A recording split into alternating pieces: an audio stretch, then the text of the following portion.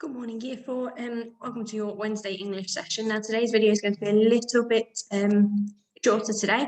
We're going to continue by creating, here we go, bear with me a second, generating ideas using tension and suspense by retrieving old learning so that we can write our narrative. So we're going to continue doing that job. So by today, we already will have some sentences that have got positives in. We should have 3 of those. We should also have some examples of similes and metaphors in order to use for our narrative as well. Okay, so before we start, I want you to have a quick rewind. Why are short sentences used to create tension and suspense? So why do we use short sentences? Why are they important? Because from year 1, we are saying, oh, your sentence, that's boring, make it even better, add a subordinate clause, add adverbial phrases. Now we're saying, no, don't. We want it as simple as you can get it. Okay, so have a think. Why do you think they are? Why are they used? Okay, so short sentences are used in order to quicken up the pace. So if we remember what we said today, there we go. When we talk about short snappy sentences, they are read quickly, one after the other, so that the pace of the story quickens. Also makes the reader feel like you're panicking or breathing more quickly. And I'm going to show you that in an example now. So when I read this here, obviously I've highlighted my short sentences. Now you'll notice also that when you see a short sentence, it won't always just come as one. You'll sometimes see 2 or 3 short sentences in a consecutively. That means one after the other. And that's because it wants you to quicken up the pace really quickly. So I'm going to read this short paragraph from Varjak Paul, and we're going to notice how the short sentences are used to create that tension. Okay, so the lip creased and opened, and out came a voice that rumbled like thunder, far above Varjak's head. The man strode into the hallway. Varjak felt dizzy. He looked down. By the man's black... Bear with me a second. Start again, because I've just realised I knew that was supposed to be. Honestly. Tell me still he was not checking these when she made it. Right, okay, I'm going to start again. Also, before I start again, you'll notice the sentence that comes before it, that's a really long, detailed sentence.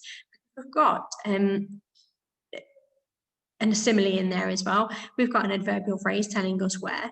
Okay, so the sentence that comes before is usually quite a long sentence. Okay, so the lip creased and opened, and out came a voice that rumbled like thunder. Far above Varjak's head, the man strode into the hallway. Varjak felt dizzy. He looked down.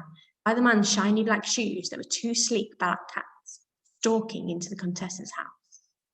Okay, so you'll notice that when we read these 2 simple sentences, it quickens up the pace of the story, because here we had to pause quite a lot. We've got a few commas in there to pause. We were reading it quite slowly, and then all of a sudden the pace quickens, and that starts to build up this tension. Okay, so your turn today. What I would like you to do is remember that a short sentence only really needs a subject and a verb in order to still make sense. So, for example, he trembled. It's an incredibly short sentence.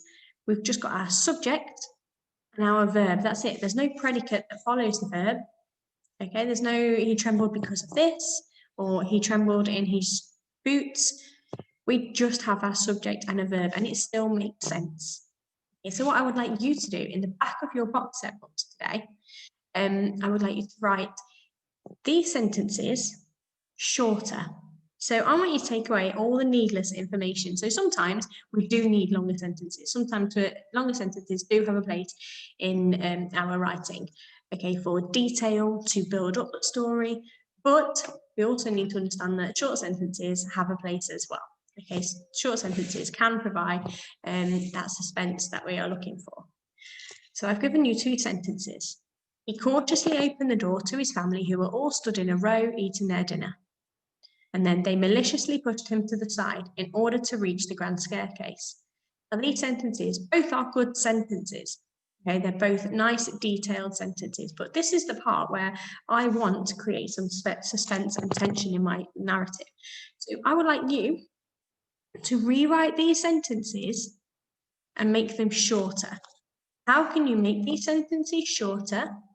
By building up that suspense, but also still making it make sense. Remember, you only need a subject and a verb if needed, okay? How short can you make these sentences so that they still make sense? And if you complete that, your challenge is to write another couple of short sentences of your own. Okay, so your challenge is to write 2 more short sentences of your own. We are focusing on page 12 to 14 when the gentleman and the cat arrive at the Contessa's house and Vardock is still in the hallway. Okay, so if you want to have a quick read through that bit as well, remind yourself what happened. We read it in school today, and we noticed that actually there's quite a lot of longer sentences. We didn't notice, excuse me, we didn't find a lot of shorter sentences in there. So that's where we're going to build it up, and we're going to make ours even better. Okay, remember to show your work either on Portfolio or send us a message through Dojo, and we will give you some feedback to work on. And we cannot wait to see you soon. I'm going to stop sharing my screen there and pause the recording. Bye, everybody.